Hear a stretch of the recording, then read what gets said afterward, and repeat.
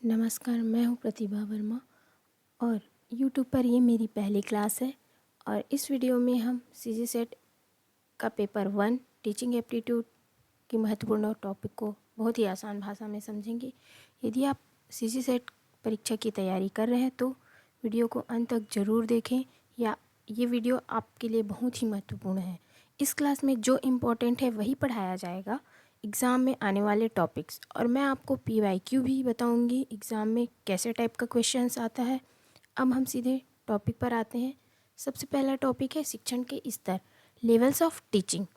Levels of teaching 3 प्रकार का होता है। सबसे पहला स्मृति स्तर, मेमोरी लेवल, और बोध स्तर, अंडरस्टैंडिंग लेवल, और चिंतन स्तर, रिफ्लेक्टिव लेवल। इन तीनों को जिसने प्रतिपादित किया है, सबसे पहले स्मृति स्तर मेमोरी लेवल को हर्बर्ट द्वारा प्रतिपादित किया गया है, और बोध स्तर अंडरस्टैंडिंग लेवल को मॉरिसन द्वारा, और चिंतनशील स्तर रिफ्लेक्टिव लेवल को हंट द्वारा प्रतिपादित किया गया है। ये जो प्रतिपादक है वो एग्ज़ाम में आते हैं, सही मिलान करो उसमें, तो आप इसको याद रखिए। अब सबसे पहले हम देखते हैं स्मृति स्तर मेमोरी लेवल को। इसमें क्या होता है, स्मृति स्तर में रटना होता है, तथ्यों को, अवधारणाओं को, चीज़ों को रटना होता है। सबसे पहले स्मरण, सीखी हुई बातों को याद करके दोबारा प्रस्तुत करना। पुनरावृत्ति, विषय वस्तु को बार बार दोहराकर याद करना। रट कर सीखना, अर्थ को गहराई से समझे बिना याद करना। रट कर रट्टा मारना तो आपको पता ही है क्या होता है। और स्मृति स्तर शिक्षक केंद्रित होता है। जो टीचर हमें बताते हैं हम उसी को फॉलो करते हैं, अपने से कोई दिमाग नहीं लगाते। अगर बोला जाता है ये चीज़ आपको याद करना है तो उसको सेम जैसा है वैसा ही याद करना है। जैसे बच्चों को पढ़ाया जाता है ABCD, अल्फ़ाबेट, वर्णमाला, नंबर्स, तो वो जैसा है उसको वैसा ही याद करना होता है, उसमें ना समझने की कोई चीज़ ही नहीं होती। तो ये है स्मृति लेवल, मेमोरी लेवल। इसका प्रतिपादक है हर्बर्ट। ये बहुत ही इम्पॉर्टेंट है।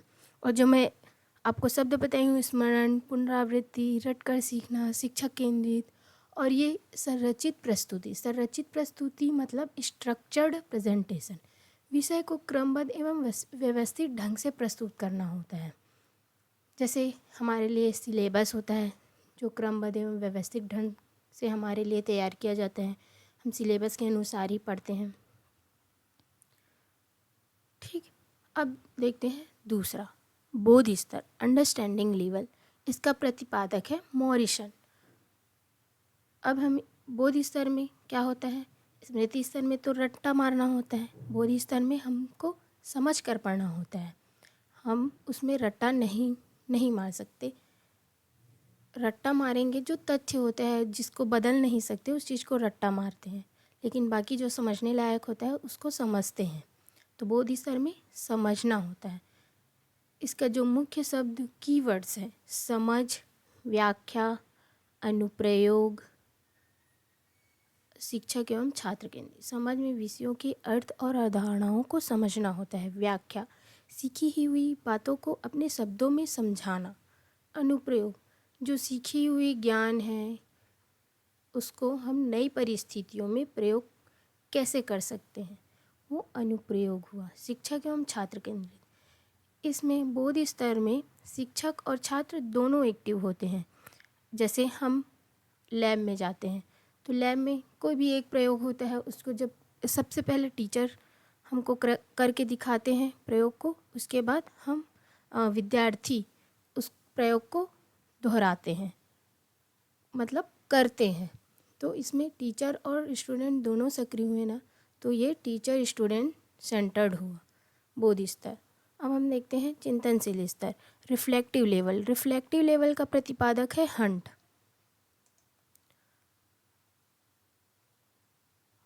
हंट की जो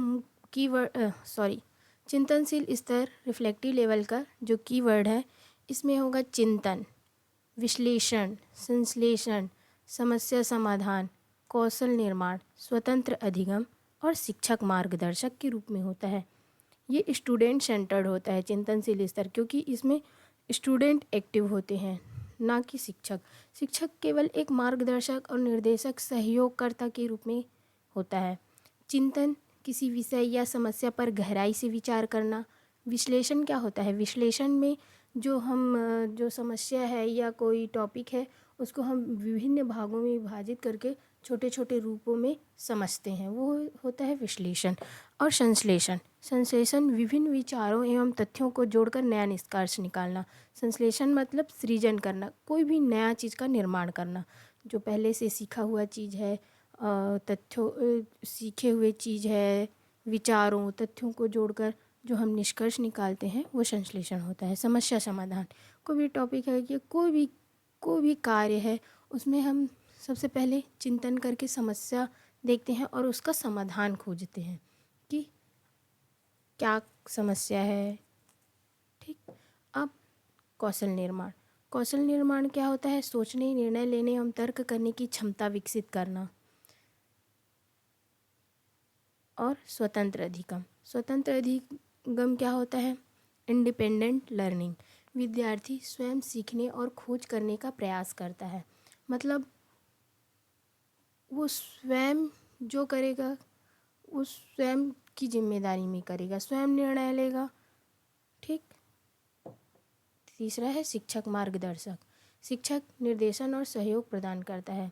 शिक्षक इसमें एक्टिव नहीं होगा, स्टूडेंट एक्टिव रहेंगे। स्टूडेंट अपना कार्य खुद से करेंगे, स्वयं से करेंगे, जो भी है जैसा है, जो कार्य करना है, कैसे करना है, क्या नहीं करना है, समस्या समाधान ढूंढना है, विश्लेषण करना है, संश्लेषण करना है, जो भी निर्णय लेगा विद्यार्थी स्वयं ही लेगा। यहाँ पे टीचर सिर्फ सहयोग कर सकते हैं दूर से।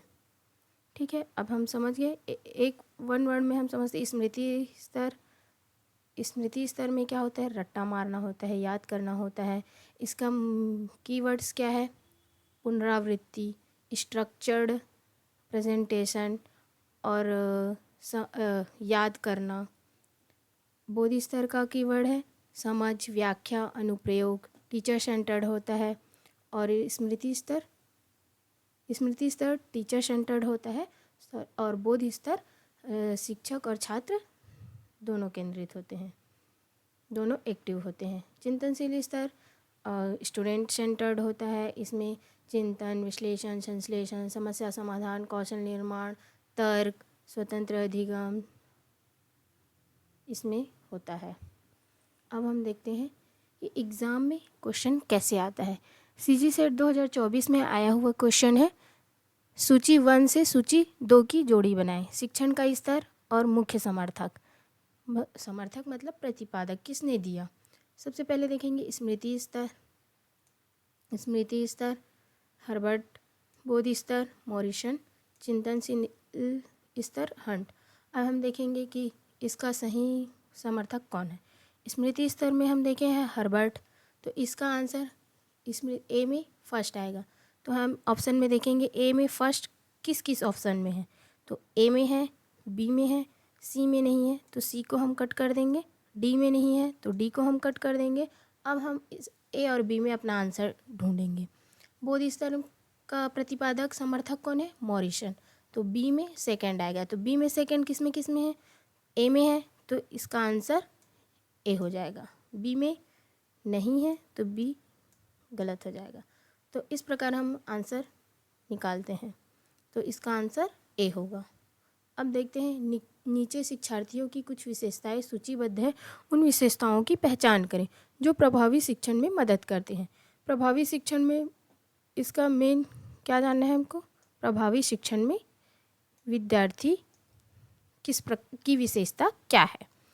पहला देखते हैं हम, शिक्षक के प्रति शिक्षार्थी का सम्मान। शिक्षक के प्रति शिक्षार्थी का सम्मान, अगर कोई टीचर है और विद्यार्थी, अगर कोई विद्यार्थी टीचर का सम्मान नहीं करता लेकिन वो होशियार है, तो इसका मतलब ये नहीं हुआ कि जो विद्यार्थी टीचर का सम्मान करेगा तभी वो पढ़ाई में आगे रहेगा, कि किसी भी चीज़ में लर्निंग में आगे रहेगा, ये ज़रूरी नहीं। तो ये ज़रूरी नहीं है प्रभावी शिक्षण के लिए। तो हम पहला देखते हैं कौन कौन से ऑप्शन में पहला है। ए में पहला है तो ए इसका आंसर नहीं होगा। बी में देखते हैं, बी में पहला नहीं है तो बी इसका आंसर हो सकता है। सी में पहला वाला है तो सी इसका आंसर नहीं होगा, तो सी भी कट हो गया। डी में है पहला, तो डी, बी और डी इसका आंसर हो सकता है। अब हम दूसरा देखते हैं, शिक्षार्थी की मानसिक क्षमता का स्तर। तो ये तो प्रभावी शिक्षण के लिए बहुत ही महत्वपूर्ण है। विद्यार्थियों की जो विशेषता है उसमें मानसिक क्षमता का स्तर होना बहुत ज़रूरी है। तो सेकंड, बी में सेकंड है, नहीं है, तो बी इसका ऑप्शन कट हो जाएगा। और डी में है तो डी इसका आंसर हो जाएगा। देखो सेकंड नंबर से ही इसका आंसर आ गया, तो डी इसका आंसर हो गया। बाकी ऑप्शन देखते हैं। शिक्षार्थी के पिछले अनुभव महत्वपूर्ण है। शिक्षार्थी के पिछले अनुभव से भी हम बहुत कुछ सीखते हैं, तो थर्ड भी सही होगा। सेकंड थर्ड सही है। अब फोर्थ नंबर, संबंध के प्रति शिक्षार्थी की रुचि का स्तर, तो ये भी सही होगा।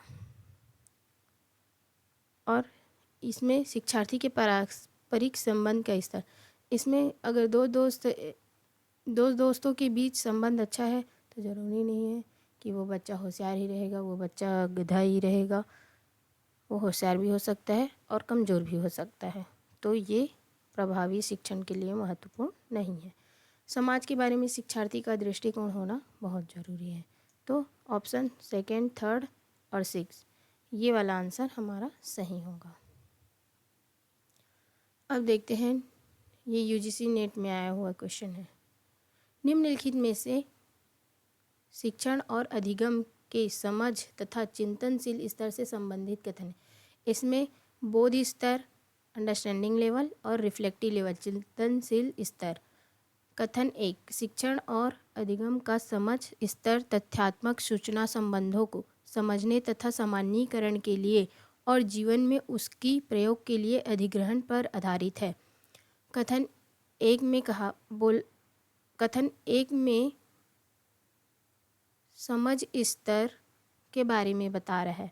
इसमें बोल रहा है तथ्यात्मक सूचना संबंधों को समझने, तो समझ स्तर में समझने तथा सामान्यीकरण के लिए एवं जीवन में उसकी प्रयोग के लिए। मैं जब बोध स्तर को बता रही थी तो मैं बताई थी ना कि इसमें समझ कीवर्ड है और एप्लीकेशन, अनुप्रयोग, परिस्थिति के अनुसार जीवन में हम उसके प्रयोग कैसे कर सकते हैं, और सामान्यीकरण कीवर्ड्स बताया था ना। तो ये सही है, कथन एक सही है। कथन दो, शिक्षण और अधिगम का विमर्शी पूर्ण चिंतनशील स्तर आलोचनात्मक चिंतन, समस्या निवारण कौशल और सृजनात्मक चिंतन के विकास पर आधारित है।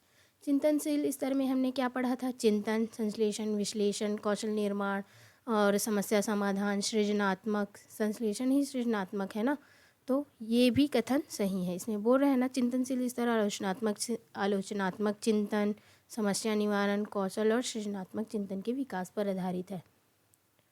तो कथन एक और दोनों सही हैं। इसका आंसर ए होगा। निम्नलिखित में से कौन सी शिक्षण के विमर्श चिंतनशील स्तर की विशेषताएं हैं? चिंतनशील स्तर की विशेषताएं क्या है? विद्यार्थी तथ्यों और सूचनाओं को समझकर सीखते हैं। हाँ, एक किस में है? ए और बी में। तो इसका आंसर ए और बी हो सकता है। सी को हम कट कर देते हैं क्योंकि ऑप्शन एक इसमें नहीं है। अब दूसरा देखते हैं, विषय को रटने के अतिरिक्त शिक्षण कुछ नहीं है। रटने हम किस स्तर पर पढ़े थे? रटना वाला हम स्मृति स्तर पर पढ़े थे, तो ये ऑप्शन नंबर 2 कट हो जाएगा। अब देखते हैं ए और बी में ऑप्शन नंबर 2 किस में है? तो ए में है, तो ऑप्शन ए कट हो गया। इसका आंसर होगा बी। अब हम बाकी देखते हैं, बाकी ऑप्शन देखते हैं। तीसरा, समस्या समाधान करने की योग्यता का विकास होता है। चिंतनशील स्तर में समस्या समाधान है, तो ये सही होगा। विद्यार्थी की मौलिक सोच एवं रचनात्मक योग्यताओं का विकास होता है। जी, ये भी सही है। विद्यार्थी को कड़े अनुशासन में रखा जाता है। ये सेंटेंस निगेटिव है, तो हम इसको तो ज़रूर काटेंगे, ये किसी में नहीं हो। सबसे पहले देखेंगे निगेटिव सेंटेंस कौन है। निगेटिव सेंटेंस अगर दिख रहा है तो वो तो होगा ही नहीं। विद्यार्थी को कड़े अनुशासन में हम नहीं रख सकते हैं, तो इसका आंसर बी होगा। 1, 3 और 4।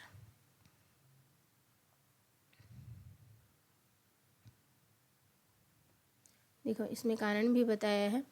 पहला सही है। चिंतनशील स्तर में विद्यार्थी तथ्यों सूचनाओं को समझने और उन पर विचार करते हैं। दूसरा, रटना चिंतनशील आधारित नहीं होता है, इसमें मेमोरी लेवल में होता है। समस्या समाधान कौशल का विकास चिंतनशील स्तर की मुख्य विशेषता है। मौलिक रचनात्मक शोध का विकास इसी स्तर पर होता है। 5वां, चिंतनशील स्तर में स्वतंत्र विचार, चर्चा एवं खोज को प्रोत्साहन दिया जाता है, ना कि कठोर अनुशासन पर बल, है ना। इसमें चिंतनशील स्तर में समझ, समस्या समाधान, सृजनात्मक सोच मुख्य विशेषताएं हैं। तीसरा, निम्नलिखित में से कौन सा निष्क्रिय अधिगम पर आधारित है, जिसमें जैसे स्मृति स्तर में बच्चा निष्क्रिय रहता है और टीचर एक्टिव रहता है, सक्रिय रहता है, और बोध स्तर में टीचर और स्टूडेंट दोनों सक्रिय होते हैं, और चिंतनशील स्तर में टीचर अपेक्षाकृत निष्क्रिय होते हैं लेकिन स्टूडेंट सक्रिय होते हैं। पहला, सहकारी अधिगम। सहकारी अधिगम तो नहीं हो सकता। सहकारी अधिगम में बच्चे एक्टिव होते हैं क्योंकि वो एक दूसरे के साथ मिलकर काम करते हैं, एक दूसरे की सहायता करते हैं, तो ए ऑप्शन तो नहीं होगा। पारंपरिक अधिगम। पारंपरिक अधिगम में को हम कैसे समझ सकते हैं? ट्रेडिशनल लर्निंग, जैसे परंपरा। परंपरा क्या होता है? पहले का बनाया हुआ, जो चीज़ बोला जा रहा है, जो चीज़ बनाया हुआ है उसको हम बदल नहीं सकते हैं, हम उसको परंपरा के अनुसार ही करते हैं, अपने से कोई चीज़ उसमें जोड़ नहीं सकते, हटा नहीं सकते। तो ये स्तर, ये स्मृति स्तर में होता है। जैसे टीचर जो बताता है बच्चे वही पढ़ते हैं, उसमें कोई जोड़ना घटाना कुछ नहीं किया जाता है, हटाना, है ना। तो स्मृति स्तर में बच्चे निष्क्रिय होते हैं। इसमें पूछा गया है निष्क्रिय अधिगम पर आधारित है, मतलब तो पारंपरिक अधिगम निष्क्रिय अधिगम पर आधारित है। गैर पारंपरिक में बच्चे एक्टिव होते हैं, खेल कूद इन सब से सीखते हैं। चर्चा, विद्यार्थी स्वयं खोजकर गतिविधियों के माध्यम से सीखते हैं। परियोजना चर्चा, ICT अनुभवात्मक अधिगम, ये गैर पारंपरिक में आता है। क्रीड़ा पद्धति में इसमें खेल में सीखने की पद्धति होती है। विद्यार्थी गतिविधियों में भाग लेते हैं और अनुभव को सीखते हैं, वह भी सक्रिय होते हैं। सिर्फ पारंपरिक अधिगम में अधिगमकर्ता पेसिव होता है, निष्क्रिय होता है। अब हम दूसरा टॉपिक देखते हैं, शिक्षण के मॉडल। ये शिक्षण होगा ना, शिक्षक नहीं है। शिक्षण के मॉडल, पहला है पेडागोजी, दूसरा है एंड्रोगोजी, तीसरा है ह्यूटोगोजी। पहला पेडागोजी, शिक्षा शास्त्र, बच्चों के लिए होता है जो मेमोरी लेवल पर आधारित है। दूसरा है एंड्रोगोजी, वयस्क के लिए होता है, ये अंडरस्टैंडिंग लेवल पर होता है। ह्यूटोगोजी, सेल्फ लर्निंग, रिफ्लेक्टिव लेवल, चिंतनशील स्तर। ह्यूटोगोजी में सेल्फ लर्निंग बाय डूइंग पर आधारित होता है। याद रखने के लिए हम पेडागोजी बच्चे याद करते हैं, और एंड्रोगोजी वयस्क समझते हैं, और ह्यूटोगोजी स्वयं सीखने वाले चिंतन करते हैं। पेडागोजी, शिक्षा शास्त्र, बच्चों को पढ़ाने और सीखने की प्रक्रिया को पेडागोजी कहते हैं। इसकी मुख्य विशेषता है बच्चों के शिक्षण पर आधारित, स्मृति स्तर पर आधारित शिक्षक ज्ञान का मुख्य स्रोत होता है। शिक्षक ज्ञान का मुख्य स्रोत होता है। छात्र अपेक्षाकृत निष्क्रिय होते हैं, मतलब टीचर सेंटर्ड होता है पेडागोजी। शिक्षक केंद्रित होता है, शिक्षण क्रमबद्ध और संरचित होता है, स्ट्रक्चर्ड होता है। दूसरा एंड्रोगोजी, वयस्क शिक्षा शास्त्र, ये नहीं छोड़ो लेकिन पढ़ लो, मैल्कम नोल्स। वयस्कों को सीखने की प्रक्रिया एंड्रोगोजी कहलाती है। इसकी मुख्य विशेषता है वयस्क स्वयं सीखने के लिए जिम्मेदार होते हैं, अपने अनुभवों से सीखते हैं, ये कीवर्ड्स हैं, स्वयं अनुभवों से सीखते हैं। लक्ष्य प्राप्ति पर ध्यान देते हैं, लक्ष्य उन्मुख, गोल्स ओरिएंटेड होते हैं। शिक्षार्थी केंद्रित होता है, इसमें शिक्षक स्टूडेंट एक्टिव होते हैं। स्वनिर्देशित अधिगम पर बल देते हैं। एंड्रोगोजी स्वनिर्देशित, स्वयं के सीखने पर भी जिम्मेदार होते हैं, सेल्फ लर्निंग पर बल देती है, और ये बोध स्तर से संबंधित है, अंडरस्टैंडिंग लेवल पर। ह्यूटोगोजी, स्वनिर्धारित अधिगम, ऐसी सीखने की प्रक्रिया जिसमें शिक्षार्थी स्वयं तय करता है कि क्या, कैसे और कब सीखना है।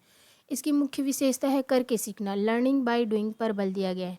जैसे हम मैथ्स का कोई भी क्वेश्चन सॉल्व करते हैं तो हम खुद करते हैं, तभी हम मैथ्स का क्वेश्चन सॉल्व कर सकते हैं, तो वो क्या हुआ, लर्निंग बाय डूइंग हो। तीसरा पूर्णतः स्वनिर्देशित अधिगम, चिंतनशील स्तर पर आधारित है, रिफ्लेक्टिव लेवल पर आधारित है, आत्मचिंतन को बढ़ावा देती है, लचीला शिक्षण वातावरण प्रदान करती है। कहीं भी किसी भी परिस्थिति में कैसे भी हम सीख सकते हैं। स्वयं अगर सीख रहे हैं तो कहीं भी सीख सकते हैं, सिर्फ स्कूल कॉलेज या यहीं बस सीखना नहीं होता, कहीं भी कि किसी भी परिस्थिति में परिस्थितियों के अनुसार स्वयं को ढालने की क्षमता विकसित करती है। शिक्षक मार्गदर्शक फैसिलिटेटर की भूमिका निभाता है, मतलब शिक्षक एक सहयोगी के रूप में और मार्गदर्शक के रूप में होता है। इसमें ह्यूटोलॉजी में स्टूडेंट सेंटर्ड होता है, एंड्रोलॉजी में भी स्टूडेंट सेंटर्ड होता है और पेडागॉजी में शिक्षक केंद्रित होता है। जैसे करके सीखना, कार्य करते हुए अनुभव प्राप्त करके सीखना। स्वनिर्धारित अधिगम, शिक्षार्थी स्वयं अपने सीखने के लक्ष्य और तरीके निर्धारित करता है। आत्मचिंतन, अपने अनुभवों और कार्यों का मूल्यांकन करना। आत्मचिंतन मतलब अपने अनुभवों और कार्यों का मूल्यांकन करना। लचीलापन, परिस्थितियों के अनुसार सीखने के तरीकों में बदलाव करना। स्वतंत्र अधिगम, बिना निरंतर सहायता के स्वयं सीखना। स्वतंत्र अधिगम मतलब बिना निरंतर सहायता के स्वयं सीखना, किसी के सहयोग के बिना अपना खुद चिंतन मनन कर, समस्या समाधान कर, तर्क कर, विश्लेषण कर स्वयं सीखना। अनुकूलन की क्षमता, नई परिस्थितियों के अनुसार स्वयं को ढालना। एंड्रोलॉजी में जो मुख्य शब्द एवं व्याख्या, वयस्क अधिगम, वयस्कों की आवश्यकताओं के अनुसार सीखने की प्रक्रिया। स्वनिर्देशित अधिगम, सीखने की योजना और गति का निर्धारण स्वयं करना।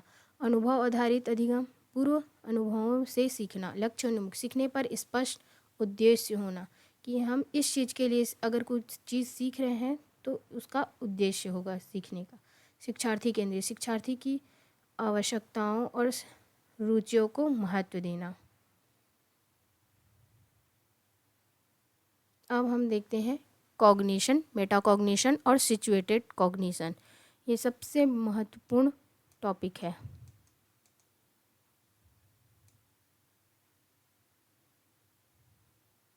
IMP। कॉग्निशन क्या है? कॉग्निशन एक मानसिक प्रक्रिया है। हमारे दिमाग में जो भी आए, जो सोच है, ध्यान है, अवधारणा है, स्मृति है, तर्क है, समस्या समाधान, हमारे दिमाग में जो भी आए, जो भी हमारे सोच में आए, दिमाग में आए, वो मानसिक प्रक्रिया है। वो उसको बोलते हैं कॉग्निशन, संज्ञानात्मक।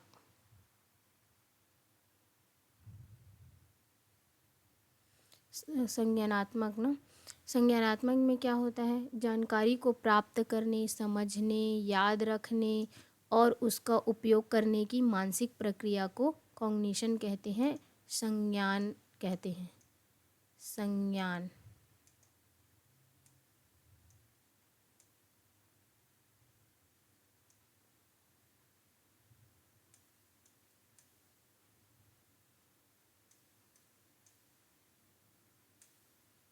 संज्ञान, इसकी मुख्य विशेषता, ध्यान, किसी चीज़ पर ध्यान केंद्रित करना, अवधारणा, जानकारी को इंद्रियों के माध्यम से ग्रहण करना, स्मृति, जानकारी को संचित करके याद करना, चिंतन, विचार करना और समझना, तर्क, कारण और निष्कर्ष निकालना, समस्या समाधान, समस्याओं का समाधान करना। ये सभी क्रियाएं किस में आते हैं? हमारा दिमाग में। तो ये क्या हो गया? ये मानसिक प्रक्रियाएं हैं। तो मानसिक प्रक्रियाएं किस में आता है? कॉग्निशन, संज्ञान में, संज्ञानात्मक में। उदाहरण, छात्र पाठ पढ़ता है, समझता है, याद रखता है और परीक्षा में उत्तर लिखता है। यह कॉग्निटिव प्रक्रिया है, संज्ञान प्रक्रिया है, संज्ञानात्मक प्रक्रिया है। अब देखते हैं मेटाकॉग्निशन, अधिसंज्ञान, जो हमारे बारे में सोचने के बारे में है। जो हम अपने बारे में सोचते हैं उसके बारे में सोचना। जैसे अपने सोचने, सीखने और समझने की प्रक्रिया के बारे में सोचना और उस पर नियंत्रण रखना मेटाकॉग्निशन कहलाता है। जैसे अपने बारे में यह जानना कि मैं कैसे सीखता हूँ। जैसे हम कोई एक टॉपिक लिए, हम उसको बार बार पढ़ रहे हैं, बार बार याद कर रहे हैं, लेकिन फिर भी वो हमारे दिमाग में नहीं आ रहा है, तो हम उसमें देखेंगे कि क्या हम उसके बारे में सोचेंगे कि क्या मैं गलती कर रही हूँ, क्या मैं कुछ छोड़ रही हूँ, क्या मैं इसको पढ़ने में कुछ कमी हो रही है। तो जो हम सोच रहे, जो हम सोचने के बारे में, जो टॉपिक के बारे में सोच रहे हैं, जो अपने अपने को बेहतर बनाने के बारे में सोच रहे हैं, वही है मेटाकॉग्निशन, अधिसंज्ञान। इसमें उदाहरण दिया है, मुझे पढ़कर जल्दी याद होता है, मैं सुबह पढ़ाई अधिक अच्छी कर पाती हूँ। तो ये है मेटाकॉग्निशन, अपने बारे में यह जानना कि मैं कैसे सीखता हूँ। अपने सीखने की योजना बनाना, निगरानी करना और मूल्यांकन करना। मैं आज क्या पढ़ूँगा, अपने बारे में सोचना, अपने बारे में सोचना वो मेटाकॉग्निशन है। क्या मुझे समझ कर आ गया, क्या मुझे दोबारा पढ़ना सीखना, क्या मुझे दोबारा पढ़ना चाहिए, ये है मेटाकॉग्निशन। थिंकिंग अबाउट थिंकिंग, सोचने के बारे में सोचना मेटाकॉग्निशन है। और कॉग्निशन जो हमारी मानसिक प्रक्रिया, जो हमारे दिमाग में आता है, वो है कॉग्निशन, संज्ञान। तीसरा सिचुएटेड कॉग्निशन, इसमें सीखना हमेशा किसी न किसी परिस्थिति, पर्यावरण और सामाजिक संदर्भ में होता है। इसी विचार को सिचुएटेड कॉग्निशन कहते हैं। सिचुएटेड कॉग्निशन सामाजिक रूप से होता है, परिस्थिति में हो, जैसे हम स्कूल में कुछ सीखते हैं, समाज के द्वारा कुछ सीखते हैं, करके कुछ सीखते हैं, अनुभव के द्वारा सीखते हैं, वो सिचुएटेड कॉग्निशन है। परिस्थिति के अनुसार सीखना, सिचुएशन के आधार पर सीखना, वो सिचुएटेड कॉग्निशन होता है। और कॉग्निशन क्या होता है, वो हमारी मानसिक प्रक्रिया, मानसिक प्रक्रिया में जो हमारे दिमाग में जो कुछ भी आ जाए वो मानसिक प्रक्रिया है। मेटा कॉग्निशन जो हमारे बारे में होता है, हमारे सोचने के बारे में होता है। अब थिंकिंग अबाउट थिंकिंग, सोचने के बारे में, जो हम अपने सोचने और सीखने और समझने की प्रक्रिया के बारे में सोचना, वो Meta cognition. Situated cognition, situated cognition में परिस्थिति के अनुसार, वातावरण के अनुसार सीखते हैं, वो सामाजिक तौर पर होता है, वो सिचुएटेड कॉग्निशन होता है। जब छात्र, उदाहरण देखते हैं सिचुएटेड कॉग्निशन का, जब छात्र बाजार जाकर वस्तुओं की कीमतें देखकर गणित सीखता है या प्रयोगशाला में प्रयोग करके विज्ञान समझता है, तो वह है कॉग्निशन।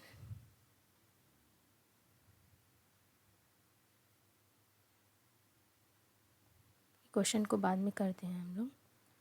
अब देखते हैं ब्लूम का वर्गीकरण। ब्लूम का वर्गीकरण भी कॉग्निशन पर आधारित है। जैसे ब्लूम 1956 ने शैक्षिक उद्देश्यों के वर्गीकरण हेतु संज्ञानात्मक क्षेत्र में 6 स्तर बताए, जो सरल से जटिल संज्ञानात्मक कॉग्निशन स्किल, कौशल के क्रम में व्यवस्थित है। इसका सन याद करना, ब्लूम 1956 में मूल वर्गीकरण दिया था। इसमें 6 लेवल है, स्तर। ज्ञान, नॉलेज, ज्ञान में क्या आता है, तथ्यों, सूचनाओं और परिभाषाओं को याद करना, जैसे कि भारत की राजधानी याद करना। दूसरा है समझ, कॉम्प्रिहेंशन, सीखी हुई जानकारी को समझना और अपने शब्दों में व्यक्त करना, जैसे लोकतंत्र की परिभाषा को समझना। अनुप्रयोग, एप्लीकेशन, सीखे हुए ज्ञान को नई स्थिति में प्रयोग करना, जैसे गणित के सूत्र का प्रश्न हल करने में प्रयोग करना। विश्लेषण, एनालिसिस, जानकारी की तुलना करके उसके भागों में विभाजन करना और संबंध खोजना। कविता के भाव और भाषा का विश्लेषण करना। संश्लेषण, सिंथेसिस, विभिन्न तथ्यों को मिलाकर नया विचार या संरचना बनाना। कई तथ्यों को मिलाकर कोई नई योजना बनाना संश्लेषण, सिंथेसिस होता है। मूल्यांकन, इवैल्यूएशन, किसी विचार, कार्य या समाधान का मूल्यांकन करके निर्णय देना। किसी नीति की उपयुक्तता पर निर्णय देना। इसको हम इंग्लिश में याद करेंगे तो ज़्यादा बेहतर होगा। Knowledge, comprehension, application, analysis, synthesis, evaluation. ये इसका जो क्रम है वो एग्ज़ाम में आता है कि संज्ञानात्मक क्षेत्र का क्रम बताइए, व्यवस्थित कीजिए। तो सबसे पहले आएगा ज्ञान, नॉलेज, समझ, कॉम्प्रिहेंशन, अनुप्रयोग, एप्लीकेशन, विश्लेषण, एनालिसिस, संश्लेषण, सिंथेसिस, मूल्यांकन, इवैल्यूएशन। अब देखते हैं इसका संशोधित रूप। ब्लूम वर्गीकरण 2001 एंडरसन एंड क्रेथवॉल ने इसका संशोधन किया। इनमें अधिगम को अधिक सक्रिय, चिंतनशील और रचनात्मक बनाने में जोर दिया गया। पहला है, इसका जो स्तर है, लेवल है, वो पहला है याद करना। ज्ञान, नॉलेज की जगह याद करना हो गया, रिमेंबर। तथ्यों, सूचनाओं और मूलभूत जानकारी को याद करना, परिभाषा, तिथि, नाम, ये सबको याद करना। दूसरा हुआ समझना। समझ और समझना, ये अंडरस्टैंडिंग, ये तो सेम है। जानकारी को समझना और अपने शब्दों में व्याख्या करना, किसी सिद्धांत को समझाकर बताना। तीसरा, लागू करना, अप्लाई करना, ये भी सेम है। अनुप्रयोग, एप्लीकेशन का वही मतलब है, लागू करना, अप्लाई। सीखे हुए ज्ञान को नई स्थिति में उपयोग करना, सूत्र का प्रयोग करके प्रश्न हल करना। चौथा, विश्लेषण करना, ये भी सेम है। विश्लेषण करना, एनालिसिस, जानकारी को भागों में बांटना और आपसी संबंध खोजना, किसी लेख के तर्कों का विश्लेषण करना। पांचवा है मूल्यांकन करना, इवेल्युएशन, विकल्पों, विचारों का मूल्यांकन कर निर्णय देना, किसी योजना की अच्छाइयों, कमियों का मूल्यांकन करना। छठवा है सृजन करना, क्रिएट, नए विचार, योजना या उत्पाद का निर्माण करना, नई कहानी, कविता या परियोजना तैयार करना। तो संशोधित रूप, जैसे इसमें क्वेश्चन पूछ दिया जाएगा, ब्लूम वर्गीकरण 2001 एंडरसन एंड क्रेथवॉल द्वारा संशोधन किया गया स्तर को बताइए। तो इसमें रिमेंबर, याद करना, समझना, अंडरस्टैंड, लागू, अप्लाई करना, विश्लेषण करना, एनालिसिस, मूल्यांकन करना, इवेल्युएशन, सृजन करना, क्रिएट करना। तो इसका remember, understand, RUAAEC, remember, understanding, apply, analyse, evaluate, create. 2001 के संबंधित वर्गीकरण में भी 6 स्तर हैं। अधिगम को अधिक सक्रिय, चिंतनशील और रचनात्मक बनाने के लिए क्रिएट को सर्वोच्च स्तर पर रखा गया है।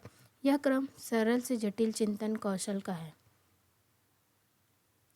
इसका ट्रिक है 1956,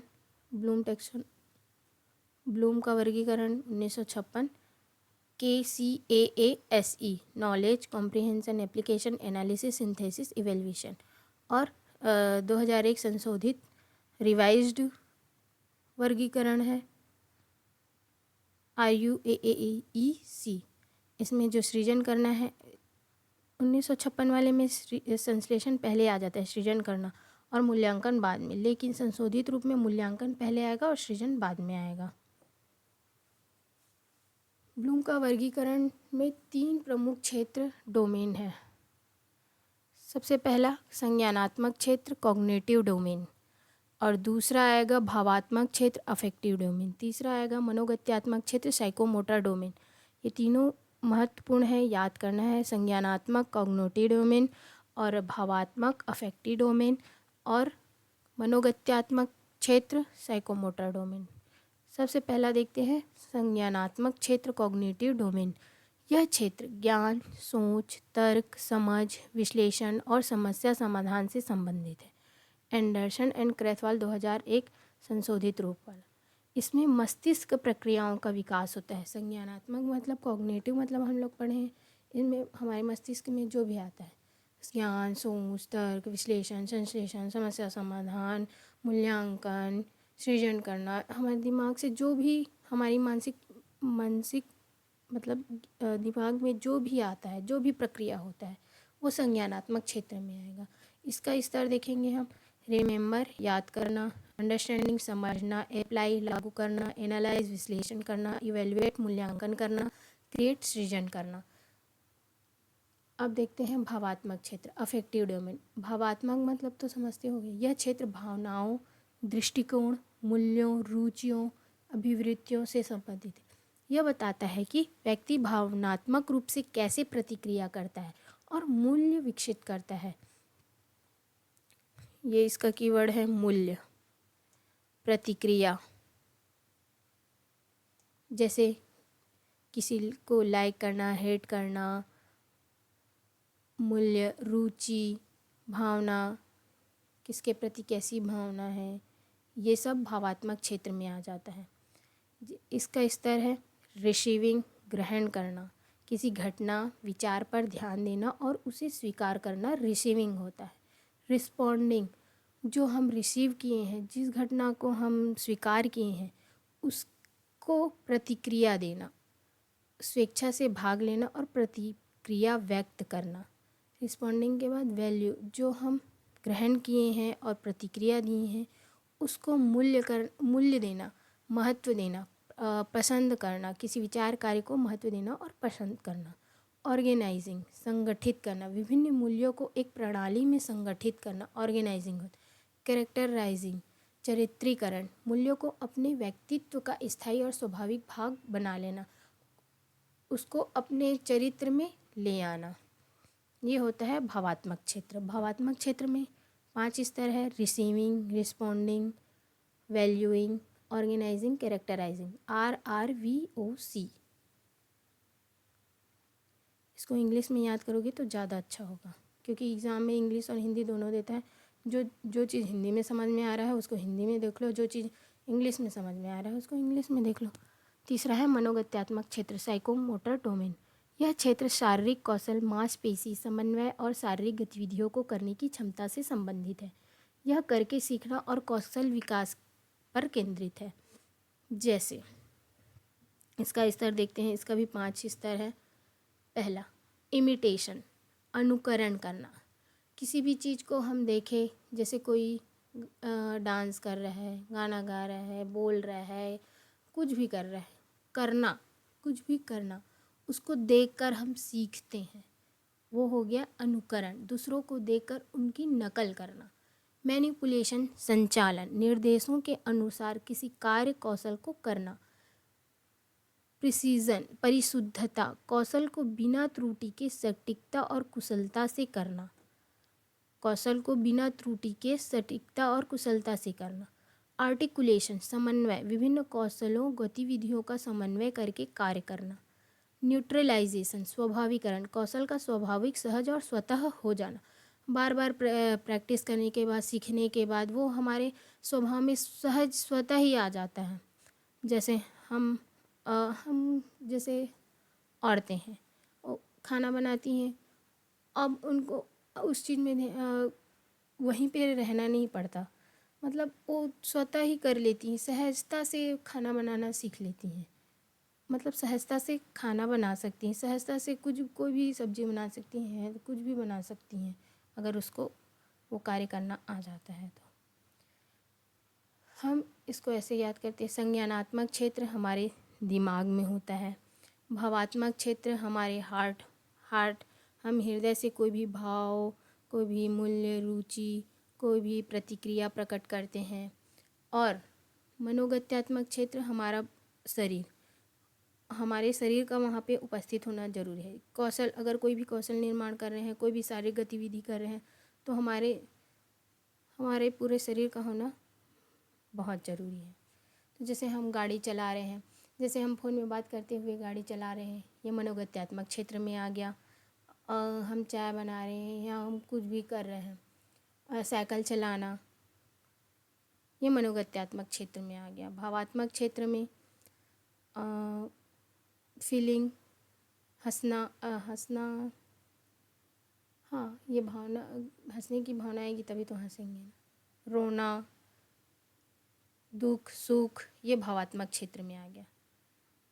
ठीक है, अब देखते हैं हम क्वेश्चन। ये वाला क्वेश्चन देखते हैं पहले। ब्लूम के अधिगम उद्देश्यों के वर्गीकरण में निम्नलिखित में से कौन सी श्रेणियां भावात्मक क्षेत्र के अंतर्गत आती है? भावात्मक, अफेक्टिव। भावात्मक में हम लोगों ने क्या क्या देखा है? RRUAC, रिसीविंग, सबसे पहला रिसीविंग, उसके बाद रिस्पॉन्डिंग, उसके बाद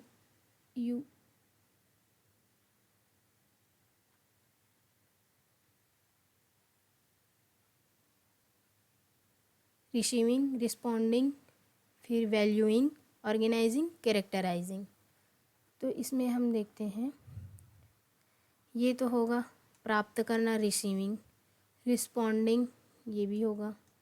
अब विश्लेषण को तो हम संज्ञानात्मक में देखे हैं, क्योंकि विश्लेषण मतलब छोटे छोटे भागों को अलग अलग छोटे छोटे भागों में बांटकर उसको समझना, व्याख्या करना। संगठन, ऑर्गेनाइजिंग, ये भावात्मक में आएगा। आर आर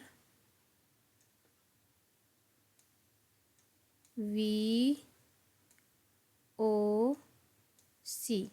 आर का हुआ रिसीविंग, आर का हुआ रिस्पॉन्डिंग, वी का हुआ वैल्यूइंग, ओ का हुआ ऑर्गेनाइजिंग, सी का हुआ कैरेक्टराइजिंग। तो इसमें क्या है? रिसीविंग, रिस्पॉन्डिंग और ऑर्गेनाइजिंग। तो इसका आंसर हुआ सी, प्राप्त करना, रिसीविंग, रिस्पॉन्डिंग, ऑर्गेनाइजिंग। इसका आंसर हो गया सी। व्यवहारवादी उद्देश्यों के लिए संज्ञानात्मक क्षेत्र में निम्नलिखित में से किन उद्देश्यों को समाविष्ट किया जाता है? संज्ञानात्मक क्षेत्र पूछा गया है इसमें फर्स्ट पेपर में क्वेश्चन को समझना सबसे ज़्यादा ज़रूरी होता है। अगर क्वेश्चन समझ में आ गया तो आंसर आ ही जाएगा। तो संज्ञानात्मक क्षेत्र का स्तर क्या क्या है? नॉलेज, रिमेंबर, उसके बाद रिमेंबर है इसमें।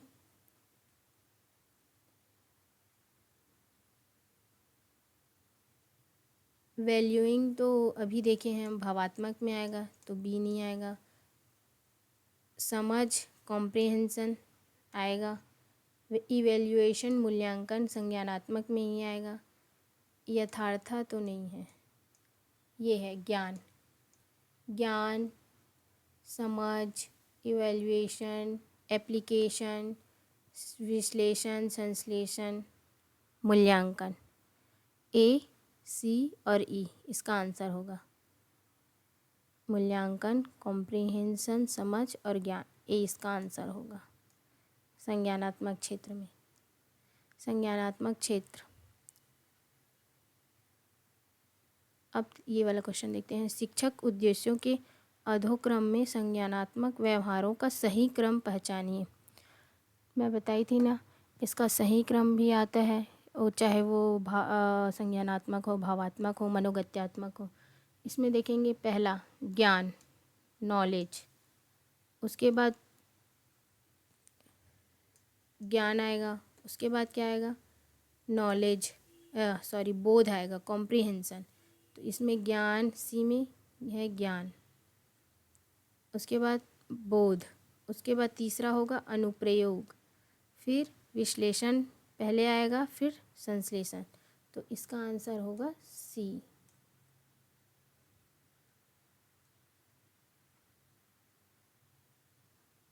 देखो इसका आंसर हम कैसे निकालेंगे। सबसे पहले क्या आएगा? ज्ञान होगा, उसके बाद उसको समझेंगे। तो ज्ञान किस में है? ए में है, सी में है, बी में नहीं है, तो ये कट जाएगा, और डी में है ज्ञान। उसके बाद देखते हैं हम बोध किस में है? ए में नहीं है, तो ए इसका आंसर नहीं होगा। सी में है तो सी इसका आंसर हो सकता है। बी तो कट ही गया है, डी में भी नहीं है, तो हमारा आंसर सी मिल गया।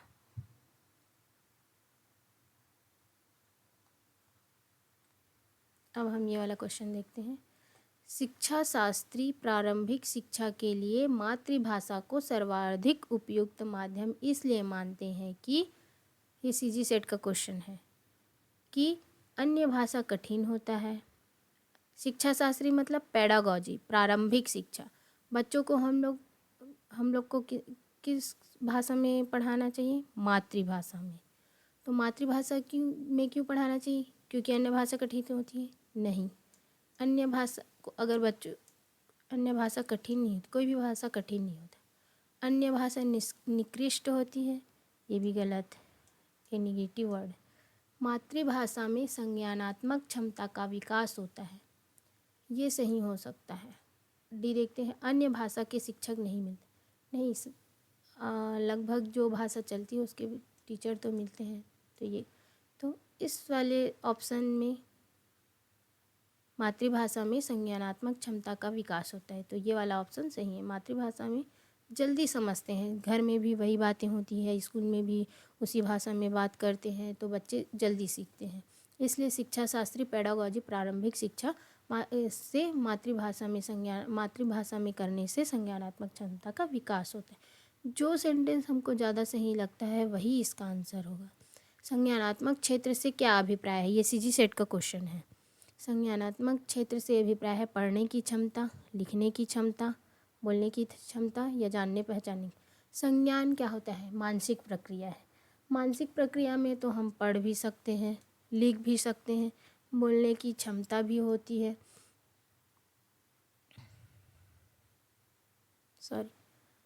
लेकिन ये सब होते हैं, लेकिन ये सबसे ज़्यादा सही है। जानने पहचानने की क्षमता, ये हमारे मानसिक संज्ञानात्मक का विशेषता क्या है? इसमें जो हमारे मन में तथ्य, अवधारणा, स्मृति, चिंतन, याद करना, समझ, ये सभी संज्ञानात्मक की विशेषता है, तो ये सही है। जानने पहचानने की क्षमता, ये ऑप्शंस गलत है। हम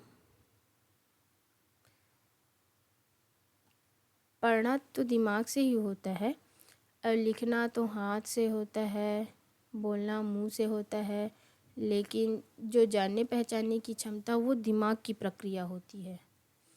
भाषाओं में समानता का तात्पर्य है, ये इसमें का क्वेश्चन नहीं है, टीचिंग एप्टीट्यूड करनी है।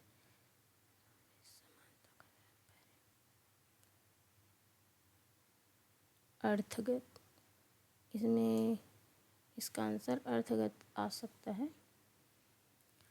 अब देखते हैं निम्न में से कौन सा शिक्षण का स्तर नहीं है। शिक्षण के कितने स्तर है? 3 स्तर। पहला मेमोरी लेवल, दूसरा बोध स्तर अंडरस्टैंडिंग लेवल, तीसरा चिंतनशील स्तर रिफ्लेक्टिव लेवल। तो सबसे पहला स्मृति स्तर मेमोरी लेवल, दूसरा बोध स्तर अंडरस्टैंडिंग लेवल, और विचारात्मक मतलब चिंतन विचारात्मक, दोनों चिंतन से ही, मतलब दोनों का मीनिंग एक ही है। तो ये विचारात्मक स्तर भी सही है। इसमें क्या बोला है? शिक्षण का स्तर नहीं है, तो तुलनात्मक स्तर शिक्षण का स्तर नहीं है, तो इसका आंसर होगा सी। देखो चिंतनशील स्तर का नाम विचारात्मक रख दिया ना, लेकिन इंग्लिश में जैसे रिफ्लेक्टिव है तो रिफ्लेक्टिव ही देगा। हिंदी बस में बदल देता है शब्द को, विचारात्मक, चिंतन, स्मृति को याद करना, बोध स्तर बोल दिया, समझ स्तर, इसको समझ स्तर भी बोलते हैं, इसलिए इंग्लिश में याद करो। बोध स्तर को अंडरस्टैंडिंग लेवल, स्मृति को मेमोरी लेवल, और विचारात्मक को रिफ्लेक्टिव लेवल। निम्न में से कौन सा सही क्रम है? क्रम सही है, देखते हैं। ये संज्ञानात्मक ज्ञान, बोध, विश्लेषण, संश्लेषण, उपयोग, मूल्यांकन ये दिया है, तो ये संज्ञानात्मक क्षेत्र का है, कॉग्निशन क्षेत्र का। ठीक, ये ब्लूम टेक्सोनॉमी का डोमेन है, पहला संज्ञानात्मक कॉग्निशन डोमेन। तो सबसे पहले क्या होगा? ज्ञान। ज्ञान किस में 4 में है। फिर होगा बोध, बोध भी 4 में है। फिर होगा उपयोग, तो इसमें उपयोग नहीं है, विश्लेषण है, ये कट जाएगा। इसमें उपयोग है तो ये सही हो सकता है। और ऑप्शन देखते हैं, ये सी भी कट गया, और उपयोग तो डी भी कट गया। देखो इसका आंसर हो गया बी। तो हम तीसरे नंबर पे ही हमारा आंसर आ गया, ज्ञान, बोध, उपयोग, एप्लीकेशन ही, उपयोग, प्रयोग, उपयोग, एप्लीकेशन, अप्लाइंग, ये सब एक ही है। उपयोग के बाद विश्लेषण, विश्लेषण के बाद संश्लेषण, संश्लेषण के बाद मूल्यांकन। यह 1956 ब्लूम का वर्गीकरण है, और ये 2001 संशोधित वर्गीकरण होता। तो यहाँ पे ज्ञान हो जा, रिमेंबर याद करना, फिर बोध, उपयोग, फिर विश्लेषण, फिर मूल्यांकन, फिर संश्लेषण हो जाता। और देखते हैं निम्नलिखित कथनों को पढ़िए और इसका आंसर दीजिए। शिक्षण एक सामाजिक प्रक्रिया है। जी, ये सही है। शिक्षण एक सामाजिक प्रक्रिया है ना, हम अकेले तो शिक्षा ग्रहण नहीं करते, पूरे समाज के लोग ग्रहण करते हैं। शिक्षण एक व्यक्तिगत प्रक्रिया है।